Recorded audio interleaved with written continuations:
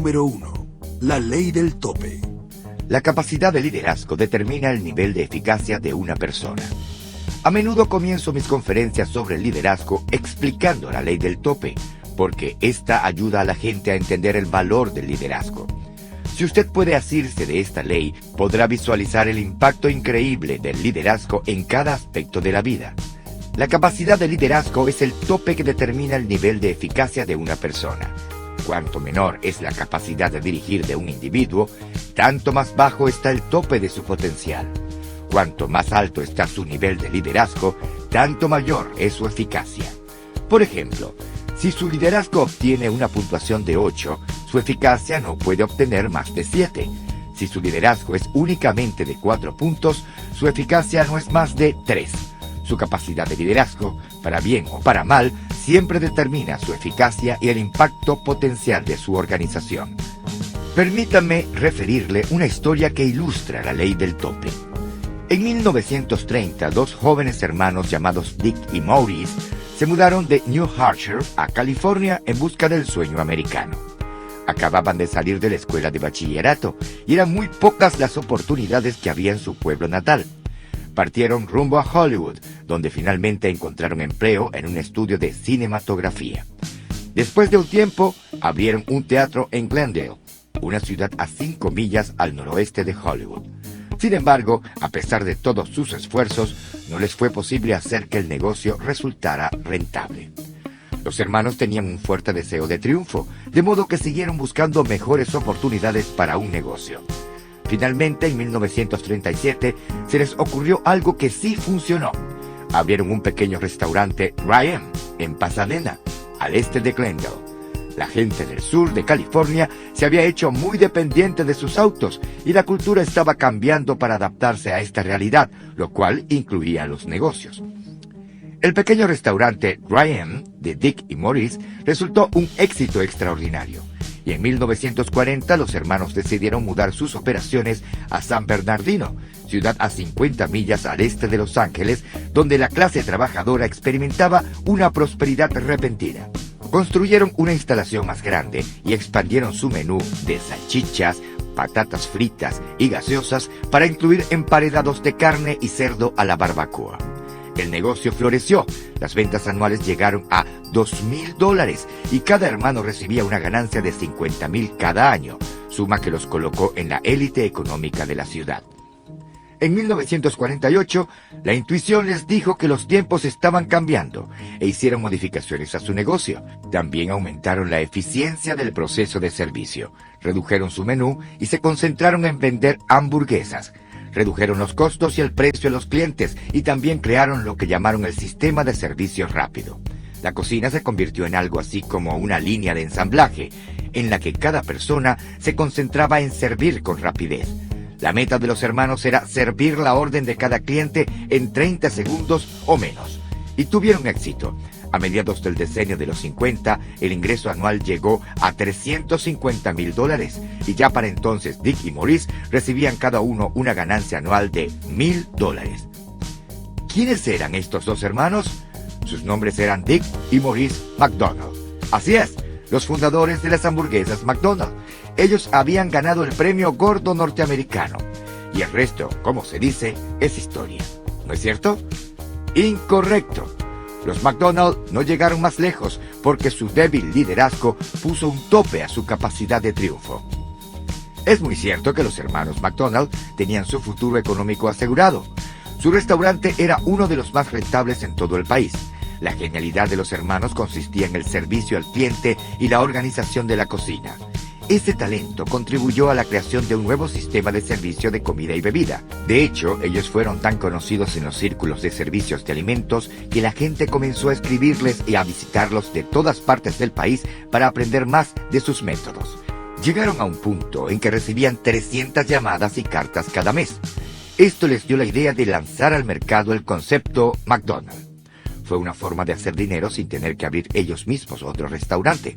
Comenzaron a poner en práctica esta idea en 1952, pero el esfuerzo resultó un fracaso catastrófico. La razón fue muy simple. No tenían el liderazgo necesario para aplicar la idea en forma eficaz. Dick y Maurice eran buenos propietarios de restaurantes. Sabían cómo dirigir un negocio, crear sistemas eficientes, reducir costos y aumentar las ganancias. Eran gerentes eficientes, pero no eran líderes.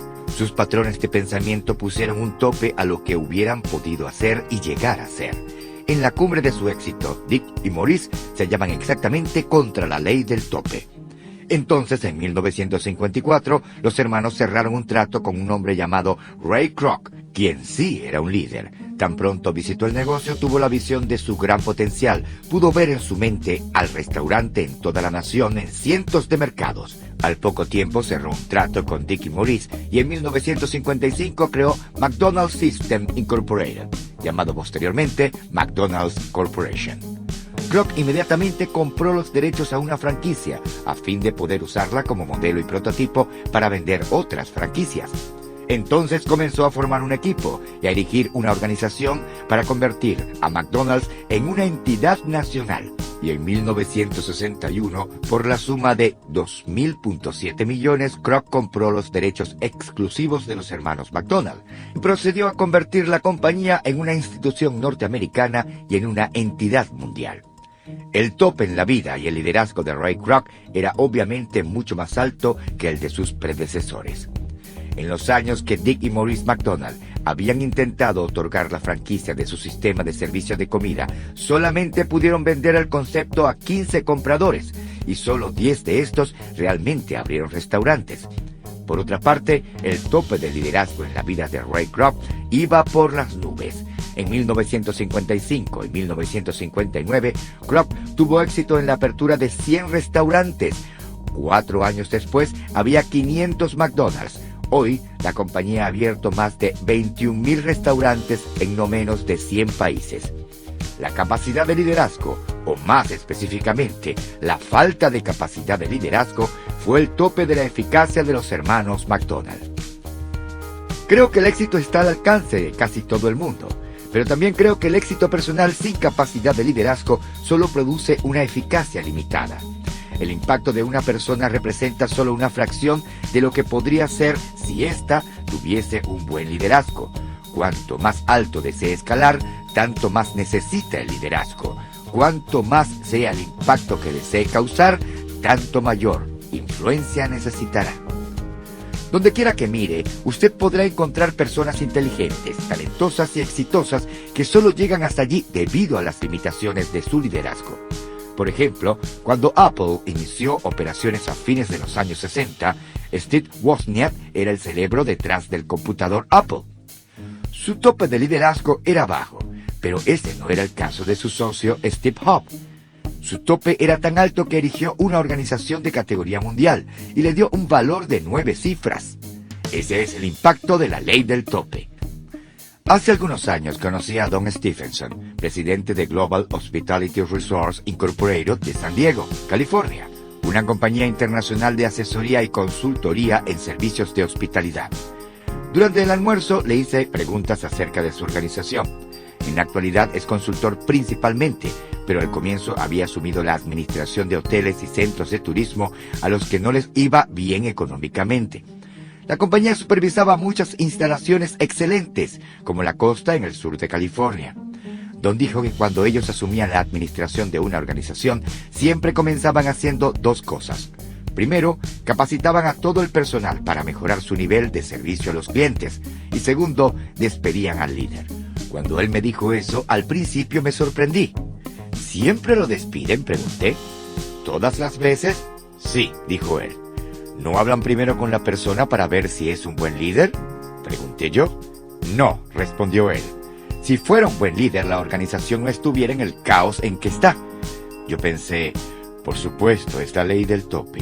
Para alcanzar el nivel más alto de eficacia, usted debe elevar el tope en una forma u otra.